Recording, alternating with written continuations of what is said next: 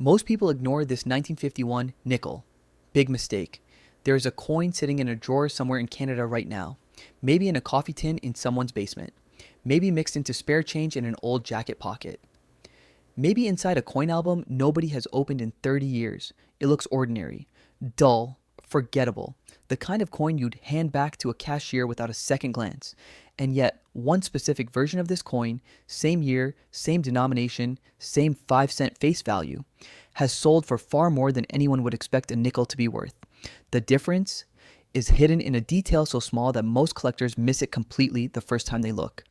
Not a mint mark, not a date error, something quieter than that, something that hides in plain sight on the coin's most obvious feature and still goes unnoticed. By the end of this video, you'll know exactly where to look. But to understand why this detail matters at all, you first need to understand something most people get completely wrong about coins like this one. Nickels get no respect. Of every coin in circulation, the 5-cent piece is the one people study the least. Too small to matter, too common to question. Pennies get nostalgia. Quarters get commemorative designs people collect on purpose. Nickels just move. Hand to hand to hand, invisible. Nobody flips a nickel over. Nobody checks the date before tossing it in a jar. That's not laziness. It's just how the brain treats in small common objects. We stop seeing them. And that's precisely the condition a rare coin needs to survive. This isn't a one-off story either. Coin collecting is full of moments where something dismissed as worthless turns out to be the single most valuable item in a box of junk. A misprinted bill, a wrongly dated penny, a coin struck with the wrong die for one short window before someone at the mint caught the error. What makes these stories addictive isn't just the money, it's the idea that value can hide inside something everyone already owns, already handles, already ignores. That's the entire premise of the coin you're about to learn about. To understand this coin, you have to go back to 1951, a country 6 years removed from the Second World War, rebuilding its industry, its economy, and its sense of identity on the world stage. That year, the Royal Canadian Mint had a reason to do something it rarely did: change the design of its everyday 5-cent coin for a special occasion. That occasion traces back to a place most people have never heard of in this context: Sudbury, Ontario. By the mid-20th century, the Sudbury Basin had become one of the richest nickel deposits on Earth, and Canada, almost single-handedly, supplied the majority of the world's nickel. It went into stainless steel, into industrial machinery, into wartime armor plating that helped equip Allied forces during 2 world wars.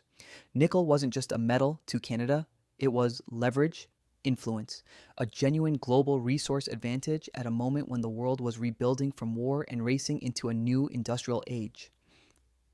So when 1951 arrived, marking 200 years since nickel was first identified as a distinct element, the Mint saw an opportunity, not just to strike a coin, but to put Canada's nickel dominance directly into people's pockets. The result was a new reverse design unlike anything on a Canadian nickel before or since. An image of a nickel refinery, smokestacks rising, industry rendered directly onto pocket change. It was a bold design choice, turning a coin most people barely glanced at into a small piece of industrial propaganda. A quiet national statement stamped 1,000,000,000 times over, but the part of this coin that would eventually matter most to collectors wasn't on the back at all. It was on the front, and almost nobody noticed it happen. The obverse of the 1951 nickel carried the standard portrait of King George VI, the same basic design used on Canadian coinage for years. Early in the production run, that portrait included a small sculpted detail: a fold of fabric draped across the king's shoulder just below the neckline. At some point during that year's production, the master die was revised. Whether through deliberate refinement or simple wear and recutting, that fold of fabric disappeared from the design. Smoothed away, gone. No announcement, no press release, just a quietly altered die, feeding into the same production line as before. 2 visually distinct coins, same year, same denomination, struck from the same mint, weeks or months apart, and almost nobody at the time had any reason to tell them apart. Collectors today call them by simple shorthand: SF, shoulder fold, in the original design with that small line of fabric intact; NSF, no shoulder fold, the revised version where that detail was quietly removed. Most 1951 nickels in existence carry the original shoulder fold design. The no shoulder fold variety represents only a small fraction of that year's total production. A narrow window most people never knew they should be watching for. And condition pushes the gap even further. A worn, heavily circulated NSF example might bring a modest premium. A sharp, well-preserved, certified specimen is a different conversation entirely. Collectors describe finding NSF examples in old bankrolls bought decades ago and never opened, in inherited coin albums sorted out of obligation until one coin in the stack doesn't quite match the rest. A loop comes out, a shoulder is examined, and an ordinary afternoon turns into something else entirely.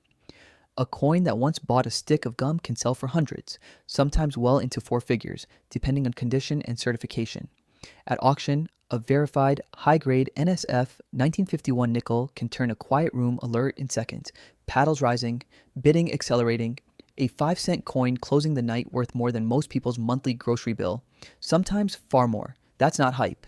That's documented, repeatable auction behavior for a genuinely scarce variety in strong condition. So how do you check your own coins? Start with the date. It has to read 1951. Then go straight to the king's shoulder, just below the portrait's neckline, and look closely at where the robe meets the shoulder. A distinct raised fold or crease in that area means you're likely holding the common shoulder fold version. A smooth line with no visible fold may mean you're holding the rarer no shoulder fold variety.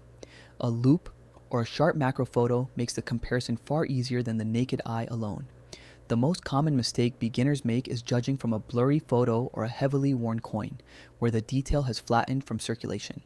When in doubt, a professional grading service can settle it definitively and protect the value of a genuine find. Now ask yourself the real question: could one be sitting in your own collection right now? These coins surface in the most unremarkable places. Inherited albums nobody has opened since a grandparent passed away. Estate sale boxes priced at a few dollars because nobody checked past the date. Childhood collections started on a whim, forgotten in a closet for 40 years. Nobody walks into those situations expecting to find something valuable. That's exactly why coins like this keep turning up decades later. In a hobby box, a bankroll, a forgotten drawer nobody thought twice about. Ask any serious collector, though, and they'll tell you it was never really just about the money. It's about preservation, about holding a small, physical fragment of a very specific decision made inside a mint building over 70 years ago, about the strange thrill that an object stamped by the millions can still contain a genuine, documented rarity if you know exactly where to look. That's bigger than 5 cents. That's bigger than any single auction result. That's the reason this hobby keeps pulling people back in, year after year, drawer after drawer. So the next time loose change lands in your palm, take one extra second before you set it aside.